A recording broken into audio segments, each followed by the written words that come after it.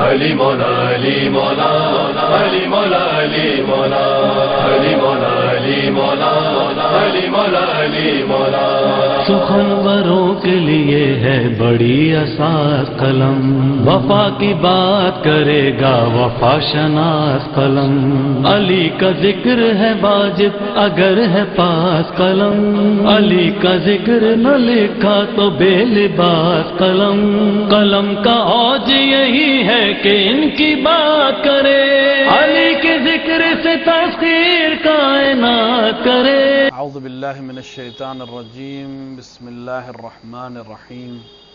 الحمد للہ رب العالمین، وصلی اللہ علی سیدنا محمد وآلہ الطیبین الطاہرین۔ عزیزان گرامی، ہم نے جو سلسلہ علی فی القرآن کے عنوان سے شروع کیا، اس میں ہم ان سامعین کے لیے اور ناظرین کے لیے کہ جو اس سے پہلے کے پروگرامز کو نہیں دیکھ سکے ہوں، عرض کرتے چلیں کہ ہم امیر المومنین علی ابن ابی طالب علیہ السلام کی شان میں نازل شدہ ان آیات کو کہ جن کو برادران اہل سنت کے علماء نے اپنی کتابوں میں اس عنوان سے نقل کیا کہ یہ امیر المومنین کی شان میں نازل ہوئیں، یا ان آیت کے مصداق عتم کی صورت میں امیر المومنین علیہ السلام کی ذات بابرکت حامل ہے اس مصداق اولا کی کہ جو اس آیت میں جس کو ایک طرف اشارہ کیا گیا ہے۔ ہم یہاں پر یہ بھی بیان کرتے چلیں کہ ہم نے اس عنوان کے لیے اور اس چیز کو پیش کرنے کے لیے جس کتاب کا انتخاب کیا وہ آیت اللہ العظمیٰ سید صادق حسینی شیرازی کی معرکۃ العریٰ کتاب علی فی القرآن ہے، اور جو لوگ خواہش مند ہیں وہ اس کتاب کو حاصل کر اس کو دیکھ سکتے ہیں کہ جو چیز ہم یہاں بیان کر رہے ہیں اس کو معظم اللہ نے کس طرح بیان کیا ہے۔ حق یہ تھا کہ ہر آیت کا ترجمہ کیا جاتا اور اس کی تفسیر کی جاتی اور اس کے بعد اس کو صحیح طریقے سے مومنین تک پہنچایا جاتا اور پھر ان چیزوں کی طرف اشارہ کیا جاتا، لیکن اس سے وقت کچھ زیادہ لگتا اور ہم اپنے وقت کی تنگی کے باعث اور کم توفیق کے سبب اس طرف مجبور ہیں کہ ہم یہاں پر صرف آیت کی تلاوت کرتے ہیں، اور جس عالم دین نے، جس سنی عالم دین نے، جس اہل سنت کے عالم نے اپنی کتاب میں یا اپنے تفسیر میں اس آیت کے سلسلے میں یہ بیان کیا ہے کہ اس کو امیر المومنین علیہ السلام کے سلسلے میں نقل کیا ہے، ہم اس کو بیان کر رہے ہیں۔ ہم بہت زیادہ آیات کی تشریح نہیں کر رہے ہیں۔ اگر انشاءاللہ موقع رہا اور خدا نے حیات دی اور ہم انشاءاللہ اس طرح کوئی اور پروگرام آپ کی خدمت میں پیش کر سکیں تو ہم کوشش کریں گے کہ وہاں ان آیات کی تشریح اور مفصل طریقے سے کی جا سکے۔ بہرحال ہماری بحث سورہ بقرہ کی 45ویں آیت تک پہنچ چکی تھی پچھلے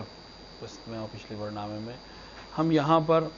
سورہ بقرہ کی 46ویں آیت سے آج کی اس پروگرام کو شروع کر رہے ہیں کہ جہاں پر خداوند تعالیٰ ارشاد فرماتا ہے، بسم اللہ الرحمن الرحیم، الذین یظنون انہم ملاقو ربہم وانہم الیہ راجعون۔ سورہ بقرہ کی آیت نمبر 46 کہ جس کا ظاہری ترجمہ یہ ہے کہ وہ جو جانتے ہیں کہ انہیں اپنے پروردگار سے ملنا ہے اور وہ اسی کی طرف واپس جانے والے ہیں، یعنی ان لوگوں کی شان، ان لوگوں کا بیان ہے کہ جو اس بات پر ایمان رکھتے ہیں کہ وہ اللہ سے ملاقات کریں گے، اپنے رب سے ملاقات کریں گے اور وہ اسی کی طرف پلٹیں گے۔ یہ ان لوگوں کی شان ہے۔ یہاں کے اوپر علامہ بحرانی نے اپنی کتاب غایۃ المرام میں صفحہ نمبر 396 پر ابن عباس کی روایت کی ہے کہ ابن عباس نے فرمایا کہ آیہ کریمہ الذین یظنون آخر آیت تک حضرت علی، عثمان ابن مظعون اور عمار ابن یاسر اور آپ کے اصحاب کے سلسلے میں نازل ہوئی، یعنی یہ وہ لوگ ہیں کہ جو اس بات پر ایمان رکھتے ہیں اور یقین رکھتے ہیں کہ وہ اللہ کے اپنے پروردگار سے ملاقات کریں گے اور انہیں ملنا ہے اور وہ اسی طرف واپس جانے والے ہیں، یعنی یہ لوگ ہر حال میں اس طرح سے ہیں۔ بے شک دنیا میں بہت سے لوگ ہیں جو اس بات کا دعویٰ ضرور کرتے ہیں کہ ہم اللہ کی طرف سے آئے اور ہم اللہ کی طرف پلٹنے والے ہیں، لیکن ان کی رفتار سے، گفتار سے، کردار سے، عمل سے اس چیز کی عکاسی نہیں ہوتی ہے۔ اگر انسان کو واقعاً یقین ہے کہ وہ اللہ کی طرف سے ہے اور اسے اللہ کی طرف پلٹ کر جانا ہے تو پھر اس کے عمل میں، اس کے روزمرہ کی رفتار و گفتار میں ہمیں یہ چیز دیکھنے کو ملنی چاہیے کہ اس کے پھر عمل اس طرح ہیں اور اعمال اس طرح ہیں کہ اسے یقین ہے کہ جب میں اللہ سے ملاقات کرنے والا ہوں اور میں اسی کی طرف پلٹنے والا ہوں. کیونکہ جس انسان کو یہ یقین ہو کہ وہ اپنے بزرگ سے ملنے جا رہا ہے، پھر وہ ایسا کوئی کام انجام نہیں دیتا کہ جب وہ اس بزرگ کے سامنے پیش ہو تو اسے شرمندگی ہو. یہ آج کل کی ہماری اس دنیا میں دستور ہے، عام دستور ہے کہ جو انسان کسی سے ملنے جانا چاہتا ہو یا اس سے ملاقات کو اسے یقین ہو کہ میں آج سے کچھ دنوں بعد ان سے ملوں گا یا کچھ مہینے بعد ان سے ملوں گا یا کچھ لمحے بعد ان سے ملوں گا، تو پھر وہ ایسے کام انجام نہیں دیتا کہ جو اس بزرگ کی شان کے خلاف ہوں اور اس کو پسند نہ ہو، تاکہ جب ملاقات کرے تو اسے شرمساری نہ ہو. تو اگر ہمیں یہ یقین ہے کہ ہم اللہ سے ملیں گے اور ہمیں اس بات پر ایمان ہے کہ ہم اللہ سے ملاقات کریں گے اور کی طرف پلٹیں گے، تو پھر ہمارے اعمال اس طرح کے نہیں ہونے چاہیے کہ جب ہم اللہ کی طرف پلٹیں تو ہم شرمسار ہوں، یا اس طرح کے اعمال انجام دینا جس کو اللہ پسند نہیں کرتا. یہ اللہ ظاہر میں اس بات کی عکاسی کرتا ہے کہ ہم زبان سے تو کہتے ہیں کہ ہم اللہ کی طرف پلٹنے والے ہیں اور اس سے ملاقات کرنے والے ہیں، لیکن ہم دل کی گہرائیوں سے اس بات کے اوپر شاید ایمان نہیں رکھتے، ورنہ ہم ایسے کوئی کام نہیں انجام دیتے جس سے یہ ذات اشکار ہو سکے کہ ہم واقعا اللہ کی طرف پلٹنے والے ہیں. لہٰذا ہمارے لیے بہترین نمونہ اور بہترین آئیڈیل وہ افراد ہیں کہ جنہوں نے واقعا اپنا ایمان اور اپنی زندگی اس طرح سے گزاری کہ وہ بے شک اللہ پر ایمان رکھتے تھے، اور اس کی گواہی خود قرآن دے رہا ہے. اور ابن عباس کی یہ روایت اس طرف اشارہ کر رہی ہے کہ امیر المومنین علی بن ابی طالب علیہ السلام اور آپ کے کچھ اصحاب وہ شخصیات ہیں جن کو اللہ قرآن میں ان لوگوں کے درمیان مشہور کر رہا ہے کہ جو لوگ اس بات پر ایمان رکھتے ہیں کہ وہ اللہ کی طرف پلٹیں گے اور اس سے ملاقات کریں گے. اس کے بعد کی آیت جس کی کو علماء اہل سنت نے اس چیز کے عنوان سے نقل کیا کہ ان آیات کے مصداق امیر المومنین علیہ الصلوۃ والسلام ہیں، وہ سورہ بقرہ کی 57ویں آیت ہے، وَمَا ظَلَمُونَا وَلَٰكِنْ كَانُوا أَنفُسَهُمْ يَظْلِمُونَ. اس آیت کے سلسلے میں جنابی المعدہ نے صفحہ نمبر 358 کے اوپر حافظ سلیمان قندوزی حلفی نے اپنی اس کتاب میں امام محمد باقر علیہ الصلوۃ والسلام سے روایت کی، اور آپ نے فرمایا کہ آیت کا ظاہری ترجمہ اگر آپ نظر میں رکھیں، وما ظلمونا، اور انہوں نے ہمارا کچھ نہیں بگاڑا یا ہم پر کوئی ظلم نہیں کیا، ولیکن کانوا انفسهم یظلمون، بلکہ حقیقت یہ ہے کہ اس طرح انہوں اپنے اوپر ظلم کر رہے ہیں کہ اپنے اوپر ظلم کر رہے تھے. یہاں پر ایک بہت عجیب چیز ہے، وہ یہ ہے کہ ہم پر ظلم، اور یہاں پر اللہ اپنے اوپر نسبت دے رہا ہے کہ اس کے اوپر ظلم ہوا. اللہ امام باقر علیہ السلام فرماتے ہیں کہ خدا صاحب عظمت ہے اور اس کی حکومت بزرگ ہے اور اس کی کبریائی ہمیشہ ہمیشہ کے لیے رہنے والی ہے، لہٰذا اس کی ذات سے کہیں زیادہ پاک اور پاکیزہ ہے اور مبرہ ہے کہ اس کے اوپر ظلم درپیش ہو. لیکن اس نے ہم اہل بیت کو اپنی ذات کا قائم مقام قرار دیا اور ہم پر ظلم واقع ہونے کو اپنا ظلم قرار دیا. اس کو جناب المعدہ کے صفحہ نمبر 358 پر حافظ سلیمان قندوزی نے اس روایت کو نقل کیا ہے. اور یہاں پر ایک چیز واقعا دیکھنے کی سبب ہے اور اس کو سمجھنے کی وقت ہے اور غور و فکر کرنے کا وقت ہے کہ اللہ سبحانہ تعالی نے اہل بیت کو جو عظمت دی ہے اور اہل بیت کو کے حق میں جو اپنی عظمتیں دی ہیں اور ان کو جو فضیلتیں دی ہیں، جس کے سرراست خود امیر المومنین علی بن ابی طالب علیہ الصلوۃ والسلام کی ذات بابرکت ہے کہ سب سے پہلے رسول کی امت میں جس کے اوپر ظلم ہوا، جس کا حق غصب ہوا، وہ یہی شخصیت ہے. اور ان کی زوجہ محترمہ حضرت فاطمہ زہرا سلام اللہ علیہا کی ذات بابرکت ہے کہ جن کے سلسلے میں لوگوں نے ظلم کیا اور اللہ نے ان کی عظمت کو اس طرح بیان کیا کہ اس ظلم کو اپنی طرف نسبت دی کہ میرے اوپر یہ ظلم ہوا. در حقیقت اللہ کی ذات، امام باقر علیہ السلام یہی فرمانا چاہ رہے ہیں کہ اللہ کی ذات اتنی عظیم ہے کہ کوئی اس کے اوپر ظلم نہیں کر سکتا، لیکن وہ دنیا میں اس کے نمائندوں کے اوپر جو ظلم ہو رہے ہیں اللہ اس کو اپنی طرف نسبت دے رہا ہے کہ گویا تم نے ان پر ظلم کیا، گویا مجھ پر ظلم کیا. یہاں سے دو چیزیں آشکار ہو جاتی ہیں، ایک تو جو لوگ اللہ کے نمائندوں پر ظلم کرتے ہیں وہ در حقیقت اللہ کے اوپر ظلم کرتے ہیں اور اس کا وعدہ ہے کہ وہ اپنے اوپر ہونے والے ظلم کا بدلہ لے گا. اور دوسری بات یہ ہے کہ اللہ کے نمائندوں کی وہ اللہ نے اتنی زیادہ عظمت دی اور اتنی زیادہ رفعت دی اور اتنی زیادہ فضیلت دی کہ اگر بندہ واقعا اللہ کا ہو جائے اور اس کے ہر قول و فعل اور عمل اللہ کے لیے ہو جائے تو پھر اس کے اوپر ہونے والی شخصیت اور اس کے اوپر ہونے والا ظلم اللہ اپنے اوپر ظلم قرار دیتا ہے. یعنی اللہ اس کو دنیا میں اپنا خلیفہ اور اپنا قائم مقام قرار دیتا ہے اور تمام چیزوں کو جو اس کے اوپر واقع ہوتی ہیں اس کو اپنی طرف نسبت دیتا ہے کہ جیسے رسول کی وہ کے سلسلے میں فرمایا کہ تم کنکر نہیں مار رہے، تم پتھر نہیں مار رہے، بلکہ میں پتھر مار رہا ہوں. یعنی اگر فعل رسول کا انجام دے اور اللہ کا چاہنے والا بندہ انجام دے اور اللہ کا خلیفہ انجام دے تو اچھے فعل کو وہ اپنی طرف نسبت دیتا ہے، اور اگر ان کے اوپر ان کے علیہ پر کوئی کام کیا جائے تو اللہ اس کو اپنی ذات کی طرف منسوب کرتا ہے. لہذا اس آیت میں جہاں پر اللہ کے اوپر ظلم کی بات ہو رہی ہے تو امام باقر علیہ الصلوۃ والسلام فرماتے ہیں کہ اللہ کی ذات اس سے مبرہ ہے کہ اس کے اوپر ظلم کیا جائے، لیکن اس نے ہم اہل بیت کو، کہ جس میں سرراست امیر المومنین علی بن ابی طالب علیہ الصلوۃ والسلام کی ذات بابرکت ہے، اس کی طرف منسوب کیا کہ وہ ظلم گویا مجھ پر ہوا ہے، اور یہ دراصل یہ ظلم اپنے اوپر ہم پر نہیں، کوئی ہمارا کوئی نقصان نہیں ہوا ہے. دنیا نے جو امیر المومنین کو چھوڑ دیا یا امیر المومنین و اہل بیت سے اس طرح استفادہ نہیں کیا جس طرح ان سے استفادہ کرنا چاہیے تھا، اور ان کے بتائے ہوئے راستے پر چلنا چاہیے تھا، اور ان کے حقوق کو ادا کرنا چاہیے تھا، تو حضرت ان کی شان میں کوئی کوتاہی نہیں ہوئی، ان کی شان اور عظمت میں اللہ کے نزدیک کوئی کمی نہیں آئی. لیکن انسانوں کا اپنا نقصان ہوا، ان لوگوں کا نقصان ہوا کہ جنہوں نے اس ہدایت کے باب کو بند کر دیا اور اس کی طرف توجہ نہیں کی. نتیجہ یہ ہوا کہ اسلام اس بحران کا شکار ہوا جس سے ہم آج تک ہم پرچتا رہے ہیں، اور آج تک ہم اسلام کی ان تعلیمات اور ان معرفت سے دور ہیں جو اگر اہل بیت کی پیروی کرتے تو ہمیں حاصل ہو جاتی. اس کے بعد کی فوراً دوسری آیت وَإِذْ قُلْنَا ادْخُلُوا هَٰذِهِ الْقَرْيَةَ فَكُلُوا مِنْهَا حَيْثُ شِئْتُمْ. یہ پوری آیت سورہ بقرہ کی 58ویں آیت کی، جس کے اندر بنی اسرائیل کے اس وقت کو یاد کرنے کا حکم دیا گیا کہ جب ایک قریے میں داخل ہوئے اور اللہ نے انہیں اجازت دی کہ وہ جیسا چاہیں ویسا وہاں سے تناول فرمائیں، بس شرط یہ ہے کہ وہ جب داخل ہوں تو سجدہ کرتے ہیں اور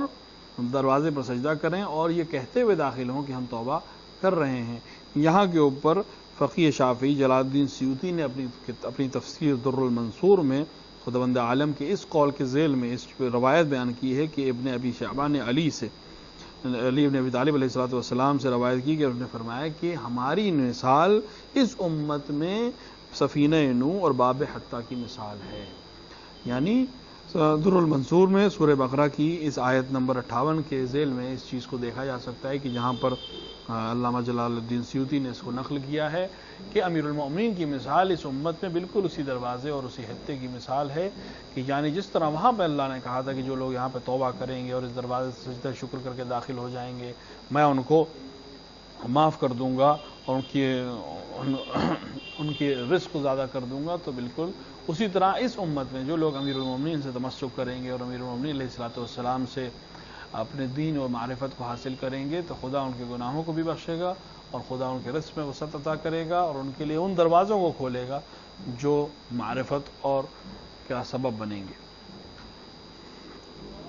اس سلسلے میں علامہ جلال الدین سیوطی کے علاوہ دیگر علماء نے بھی اس چیز کو بیان فرمایا ہے، اور یہاں پر یہ چیز واقعا قابل غور ہے کہ جس طرح امت موسیٰ نے مذاق اڑایا اللہ کے اس کرم کا کہ جہاں پر اللہ نے حکم دیا تھا کہ لوگ سجدہ کریں اور توبہ کرتے ہوئے داخل ہوں، تو آپ نے توبہ کے لفظ کو نہیں دہرایا اور جس طرح دہرانا چاہیے تو اس طرح ادا نہیں کیا، تو اللہ نے ان کو عذاب میں مبتلا کیا. اسی طرح اس امت میں بھی شاید امیر المومنین کا اشارہ یہی ہو کہ جس طرح سفینہ نوح کا لوگوں نے مذاق اڑایا اور اس سے استفادہ نہیں کیا، جس طرح باب حتیٰ کا لوگوں نے مذاق اڑایا اور جس طرح سجدہ کرنے کا حکم تھا اس طرح سجدہ نہیں کیا، اسی طرح لوگوں نے اکثریت نے امیر المومنین کو علیہ الصلوۃ والسلام کی وہ معرفت جو رسول اللہ نے اور اللہ نے آپ کے لیے منسوب کی تھی حاصل نہیں کی، یا آپ کے حق کو غصب کیا، یا آپ کی شخصیت سے اس طرح کا استفادہ نہیں کیا جس طرح سے استفادہ کرنا چاہیے تھا. نتیجہ وہی ہوا کہ جس طرح طوفان نوح میں اکثر قوم غرق ہو گئی، صرف وہ لوگ نجات پا سکے جو اس کشتی پر سوار تھے، اسی طرح اس قوم میں بھی اکثریت نے امیر المومنین کے حق کو چونکہ غصب کیا، لہٰذا اسلام کو وہ نقصانات اٹھانے پڑے جس کا کوئی جبران اور کوئی بھی اس کا جبران نہیں کیا جا سکتا، اور اس کے جو نقصان اسلام کو ہوا وہ صرف اس وجہ سے ہوا کہ جس کو اللہ کے رسول نے اپنا جانشیر مقرر کیا تھا اور جن کو نسبت دی گئی تھی کہ لوگ ان کے ذریعے سے معرفت حاصل کریں، لوگوں نے ان کے ذریعے سے وہ معرفت حاصل نہیں کی. لہٰذا اگر امت مسلمہ یہ چاہتی ہے کہ ہم باب معرفت کو حاصل کریں اور توبہ کے باب کو اپنے لیے کھول سکیں اور اس طرح سے مقام منزلت حاصل کر سکیں جس طرح اللہ اور اس کا رسول چاہتا تھا، تو ہمارے لیے باب کھلا ہوا ہے اور وہ معرفت امیر المومنین و اہل بیت علیہ الصلوۃ والسلام ہے. اس کے بعد سورہ بقرہ کی 60ویں آیت ہے وَإِذَا اسْتَسْقَى مُوسَى لِقَوْمِهِ فَقُلْنَا اضْرِبْ بِعَصَاكَ الْحَجَرَ فَانْفَرَجَتْ مِنْهُ 12 عَيْنًا۔ یہاں کے اوپر علامہ بہرانی قدس شریف نے، ابی الحسن نے، فقی محمد بن علی ابن شاہزان نے سے مناقب علم اہل سنت کے واسطوں سے اسناد کو حذف کرتے علی ابن عباس کے ذریعے جابر ابن عبداللہ انصاری سے اس حدیث کی روایت کی کہ جس میں انہوں نے رسول اللہ صلی اللہ علیہ وسلم سے سوال کیا تھا کہ یا رسول اللہ آپ کے ائمہ کی تعداد کتنی ہے؟ یہاں پہ سامعین کو اور ناظرین کو بھی بتاتے چلیں کہ ہر نبی کے لیے اللہ نے وصی اور اولیاء کو مقرر کیا ہے۔ ہر نبی آیا اور اس کے بعد اس کے وصی اور اولیاء اور اوصیاء بھی آئے۔ اسی طرح اس چیز کو جابر نے جانتے ہوئے رسول اللہ سے پوچھا کہ آپ کے جو ائمہ ہوں گے اور آپ کی امت میں جو ائمہ ہوں گے ان کی تعداد اور آپ کے اوصیاء ان کی تعداد کتنی ہوگی؟ یہاں پر رسول اللہ نے فرمایا کہ اے جابر، خدا تم پر رحمت نازل کرے، تمہارا یہ سوال پورے اسلام سے تعلق رکھتا ہے، کیونکہ اسلام کو لانے کا کام رسول اللہ کا ذمہ داری ہے، لیکن اسلام کو پھیلانا اور اسلام کے اوپر عمل کروانا اور اسلام کے احکامات کو بیان کرنا اور ان کو دیکھنا کہ امت تک صحیح سے پہنچے، یہ امام کی اور وصی کی ذمہ داری ہوتی ہے۔ لہٰذا رسول نے اشارہ فرمایا کہ یہ پورے اسلام سے متعلق سوال ہے، اور میرے ائمہ کی تعداد اتنی ہے جتنی موسیٰ ابن عمران کے پتھر پاسا مارنے سے چشمے جاری ہوئے تھے۔ لہٰذا یہ آیت اس کی طرف اشارہ فرما رہی ہے کہ اس میں سے 12 چشمے پھوٹ کے نکلے، اور رسول نے بھی اس حدیث میں جابر ابن عبداللہ انصاری کو بیان فرمایا کہ میری ائمہ کی تعداد بھی موسیٰ کے عصا کے مارنے کے نتیجے میں جو چشمے نکلے تھے، پھوٹے تھے، انہی کی تعداد کے برابر ہوگی۔ لہٰذا رسول اللہ کی امت کے ائمہ اور وصیوں کی تعداد بھی 12 ہوگی۔ غایۃ المرام میں صفحہ نمبر 244 کے اوپر اس حدیث کو اور اس روایت کو دیکھا جا سکتا ہے۔ یہاں پر ائمہ اثنا عشر کو باقاعدہ رسول نے اس حدیث کے ذریعے بیان فرمایا، اور دیگر مقامات پر بھی آپ نے نام بنام ائمہ کا نام لیا، اور جابر بن عبداللہ ہی سے روایت ہے، اور اس کے علاوہ دوسرے مقامات پر بھی رسول اللہ نے اپنے ائمہ اور اپنے اوصیاء کی تعداد کو 12 کی عدد کو بیان فرمایا ہے، اور تمام علماء اہل خاص یعنی اہل شیعہ علماء کا اس کے اوپر اتفاق ہے کہ یہ 12 امام علی بن ابی طالب، امام حسن، امام حسین اور 9 باقی امام حسین علیہ السلام کی نسل سے ہیں۔ یہی وہ لوگ ہیں کہ جن کے ذریعے اللہ نے ہدایت کے رستے کو کھولا ہے، اور انہی کے ذریعے سے لوگ انشاءاللہ اللہ کی اس معرفت اور اس چیز تک پہنچ سکیں گے جس کے لیے رسول نے یہ زحمتیں اٹھائیں اور دین ہم تک پہنچایا۔ سورہ بقرہ میں پہلے بھی ہم ذکر کر چکے تقریباً 38 آیتیں ہیں جن کو اہل سنت علماء نے اپنی کتابوں میں جگہ دی ہے، اور اس عنوان سے بیان دی کہ یہ امیر المومنین علی بن ابی طالب کی شان اور منزلت کو بیان کرنے والی آیات ہیں۔ اس کے بعد سورہ بقرہ کی 82ویں آیت ہے کہ والذین آمنوا وعملوا الصالحات اولئک اصحاب الجنہ ہم فیہا خالدون، جو لوگ ایمان لائے اور انہوں نے اچھے کام انجام دیے تو اہل جنت ہیں، اور یہی وہ لوگ ہیں جو اس میں ہمیشہ رہیں گے۔ حاکم حافظ حسقانی حنفی نے شواہد التنزیل میں روایت کی ہے کہ ہم سے ابی بکر البئی نے ابن عباس کے ذریعے حدیث بیان کی، فرمایا کہ ابن عباس نے فرمایا کہ سورہ بقرہ میں رسول اللہ صلی اللہ علیہ وسلم علی اور آپ کے اہل بیت کے بارے میں خصوصیت کے ساتھ نازل ہونے والی آیت یہ ہے کہ والذین آمنوا وعملوا الصالحات اولئک اصحاب الجنۃ هم فیہا خالدون، یعنی یہ خصوصیت سے علی کے بارے میں نازل ہوئی، اور علی کی ذات سب سے پہلے کیوں؟ کیونکہ امیر المومنین علی بن ابی طالب علیہ السلام کی ذات جو ہے سب سے پہلے ایمان لانے والی اور رسول کے بعد نماز پڑھنے والی ذات ہے، یعنی جب روئے زمین کے اوپر کوئی مسلمان نہیں تھا تو رسول اللہ اور حضرت علی اور جناب خدیجہ کبریٰ سلام اللہ علیہا کی ذات تھی۔ ابن عباس اسی کی طرف اشارہ فرما رہے ہیں کہ یہ آیت جہاں پہ یہ بیان کر رہی ہے کہ وہ لوگ جو ایمان لائے اور انہوں نے عمل صالح انجام دیا ان کے لیے جنت ہے اور اس میں وہ ہمیشہ رہنے والے ہیں، تو اس کا مصداق عطم امیر المومنین کی ذات ہے، کیونکہ امیر المومنین وہ شخصیت ہے جو سب سے پہلے ایمان لے کر آئی اور سب سے پہلے عمل صالح انجام دیا رسول اللہ کی خدمت میں رہ کر۔ یہاں پر ایک طویل طور حدیث کو بیان کیا گیا، اور شواہد التنزیل کی جلد نمبر 1 پہ صفحہ نمبر 90 اور صفحہ نمبر 91 پہ اس چیز کو دیکھا جا سکتا ہے کہ جہاں پر حاکم حسقانی نے بیان کرتے ہوئے کہ امام ابو طاہر زیادی نے ابن عباس سے روایت کی کہ ابن عباس نے کہا کہ علی بن ابی طالب علیہ السلام کی 4 خصوصیات ہیں جن میں کوئی دوسرا اس کا شریک نہیں۔ پہلی یہ کہ عربوں اور عجموں میں یعنی اہل عرب اور غیر عرب میں سب سے پہلے رسول اللہ کے ساتھ نماز ادا کرنے والی شخصیت علی بن ابی طالب علیہ السلام کی شخصیت ہے، اور اس کے بعد علی ہی کا پرچم ہر مصیبت میں رسول اللہ کے ساتھ رہا، یعنی جہاں پر بھی پریشانی ہوئی، چاہے وہ جنگ احد ہو، چاہے جنگ بدر ہو، چاہے خیبر ہو، چاہے حنین ہو، چاہے دوسرے معرکے ہوں، وہاں پر علی بن ابی طالب کا پرچم تھا، جس نے رسول کی ہمیشہ حمایت فرمائی اور رسول کو ہمیشہ مدد کی۔ اس کے بعد تو تیسری صفت کو ابن عباس نے اس طرح بیان فرمایا کہ علی ہی نے سختی کے وقت یعنی جنگ احد میں رسول اللہ کے ساتھ صبر کیا، جبکہ علی کے علاوہ سب لوگ فرار ہو چکے تھے۔ یہ تیسری خصوصیت جس میں امیر المومنین کی فضیلت بیان ہوتی ہے کہ جب جنگ احد میں تمام افراد جنگ کی حالت کو دیکھتے ہوئے اور جنگ میں مسلمانوں کی شکست کو دیکھتے ہوئے رسول کو ساتھ چھوڑ کے چلے گئے، تو علی بن ابی طالب کی ذات تھی کہ جس نے رسول کا آخری وقت تک ساتھ دیا اور جنگ میں سے رسول کے اوپر ہونے والے حملوں سے رسول کو بچایا اور مسلمانوں کو اس ہاری ہوئی جنگ میں دوبارہ نجات دلائی۔ اور چوتھی صفت جس کو اس روایت میں ابن عباس نے بیان فرمایا وہ یہ ہے کہ علی ہی نے رسول اللہ کو غسل دیا اور آپ ہی نے ان حضرت کو قبر میں اتارا۔ یہ وہ فضیلت ہے جو علی بن ابی طالب علیہ السلام کے علاوہ کسی کو حاصل نہیں ہوئی۔ اور یہاں پر اس بات کی طرف اشارہ بھی ہوتا چلے کہ چونکہ پیغمبر معصوم ہوتا ہے اور اس صاحب عصمت ہوتا ہے، لہٰذا اس کو غسل بھی صاحب عصمت اور معصوم ہی دے سکتا ہے، اور شیعہ علماء کے اس کے اوپر اتفاق ہے کہ رسول یا نبی اگر معصوم کو صرف معصوم ہی غسل و کفن دے سکتا ہے اور قبر میں اتار سکتا ہے۔ لہٰذا رسول اکرم صلی اللہ علیہ وسلم کی شہادت اور انتقال کے بعد آپ کو بدن کے اثر کو غسل دینا، اس کو کفن دینا اور اس کو قبر میں اتارنے کے تمام فرائض کو علی بن ابی طالب علیہ السلام نے انجام دیا، جس کو شواہد تنزیل میں صاحب کتاب نے جلد نمبر 1 میں صفحہ نمبر 90 اور 91 میں ابن عباس کے ذریعے سے روایت کیا ہے۔ یہاں پر امیر المؤمنین کی ان 4 خصوصیات کو پیش کیا ابن عباس نے کہ جن میں دوسرا کوئی ان کے شریک نہیں ہے، لہٰذا والذین آمنوا وعملوا الصالحات کی منزل میں اگر ہم آئیں گے اور قرآن میں جہاں جہاں بھی یہ آیت آئے گی اور اس طرح سے خطاب ہوگا تو ابن عباس کے اس قول کی نسبت سے اور ابن عباس کی اس روایت کے ذیل میں ہم سمجھ سکتے ہیں کہ اس سے مراد عتم اور بہترین مراد جو ہے وہ خود امیر المؤمنین علی بن ابی طالب علیہ السلام کی ذات بابرکت ہے۔ اس کے بعد ہم پہلے بھی اشارہ کر چکے کہ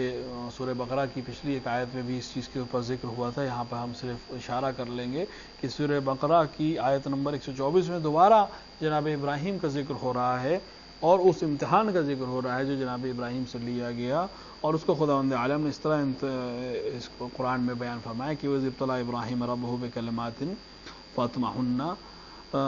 فَأَتَمَّهُنَّ۔ یہاں کے اوپر یہ ظاہری ترجمہ یہ ہے کہ اے رسول وہ وقت بھی یاد کرو کہ جب ابراہیم کو ان کے پروردگار نے چند باتوں کے ذریعے آزمایا تھا اور انہوں نے اس کو پورا کر دیا تھا۔ ہم اس کے پہلے بھی بیان کر چکے کہ کلمات جو جناب آدم کے سلسلے میں جب بحث ہوئی تھی اسی سورہ بقرہ میں، تو وہ کلمات جن کے ذریعے جناب آدم کی توبہ قبول ہوئی، تقریباً تمام علماء نے مفسرین نے اس کی طرف اشارہ کیا کہ وہ کلمات جن سے جناب آدم کی توبہ قبول ہوئی وہ اہل بیت علیہ السلام کے اسامی تھے۔ اسی طرح حافظ قندوزی حلفی نے اپنی کتاب جناب المودع میں سند مفصل روایت بیان کی ہے جس میں کہتے ہیں کہ امام جعفر صادق علیہ السلام سے خداوند کے اس قول کے کہ وَإِذِ ابْتَلَىٰ إِبْرَاهِيمَ رَبُّهُ بِكَلِمَاتٍ کے سلسلے میں سوال کیا گیا، تو آپ نے بیان فرمایا کہ یہ وہی کلمات ہیں جن کے لیے آدم علیہ السلام نے پروردگار سے توبہ حاصل کی تھی، اور یہ وہی کلمات ہیں جو جناب ابراہیم کے جن کے ذریعے سے امتحان لیا گیا، اور یہ وہ نام تھے۔ اور جناب المودع میں جو روایت ہے اس میں جو فقرے ہیں وہ اس طرح سے ہیں: یا رب اسألک بحق محمد وعلی وفاطمہ والحسن والحسین الا طبت علی فتاب علیہ انہ هو التواب الرحیم۔ امام جعفر صادق نے اس طرح سے بیان فرمایا کہ جناب آدم نے کہا کہ اے پروردگار تجھے علی اور محمد اور فاطمہ اور حسن حسین کا واسطہ کہ تو میری توبہ قبول فرما لے، لہذا خداوند عالم نے ان کی توبہ کو قبول کیا۔ یہ وہی کلمات ہیں جن کے ذریعے سے جناب آدم کی توبہ قبول ہوئی، اور یہی کلمات ہیں جن کے ذریعے سے جناب ابراہیم کا امتحان لیا گیا اور انہوں نے اس امتحان میں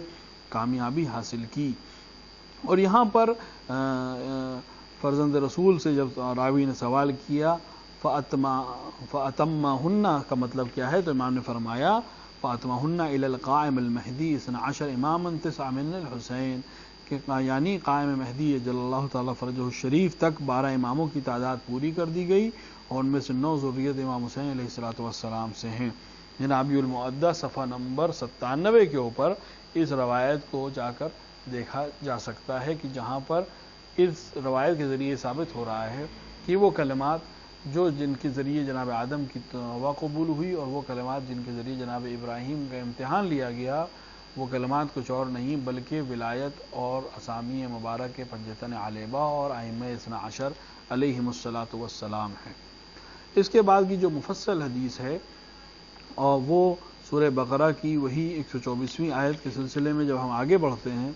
قال انی جاعلک للناس اماما قال ومن ذریتی قال لا ینال عہدی الظالمین۔ یہاں کے اوپر علامہ بحرانی نے غایۃ المرام میں ابی الحسن ابن مغازلی سے عبداللہ ابن مسعود کے ذریعے روایت کی کہ رسول اللہ نے فرمایا کہ میں جناب ابراہیم کی وہ دعا ہوں کہ جس کو جناب ابراہیم نے اللہ سے مانگا تھا۔ تو یہاں کے اوپر غایۃ المرام میں صفحہ نمبر 270 پہ جا کر یہ دیکھا جا سکتا ہے کہ جو امامت جو جناب ابراہیم کو اللہ نے عطا کی، جناب ابراہیم نے اپنی ضروریت کے لیے اس امامت کا سوال کیا، اور اللہ نے کہا کہ میرا عہدہ ظالمین تک نہیں پہنچے گا، تو اس کے سلسلے میں یہ بات آتی ہے کہ جناب ابراہیم کی وہ دعا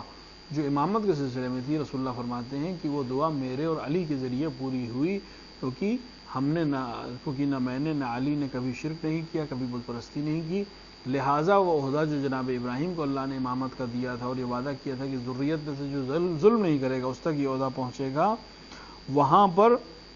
جناب ابراہیم کی پیغمبر اسلام نے فرمایا کہ اس طرح ابراہیم کی دعا مجھ پر اور علی پر تمام ہوئی کہ ہم میں سے کسی ایک نے بھی ہرگز بتوں کی سجدہ نہیں کیا، چنانچہ خدا نے مجھے نبی اور علی کو وصی قرار دیا۔ غایۃ المرام صفحہ نمبر 270 کے اوپر اس آیت کے ذیل میں اس حدیث کو دیکھا جا سکتا ہے۔ جناب ابراہیم علیہ السلام نے جب اللہ کے نزدیک اپنے امتحانوں کو دے دیا تو اللہ نے آپ کو عہدے امامت کے اوپر فائز کیا، اور عہدے امامت کی اہمیت کو بیان کرنے کے لیے فوراً جناب ابراہیم نے یہ سوال کیا کہ میری اولاد و میری ذریت کے سلسلے میں اس عہدے کو اللہ دے گا یا نہیں دے گا،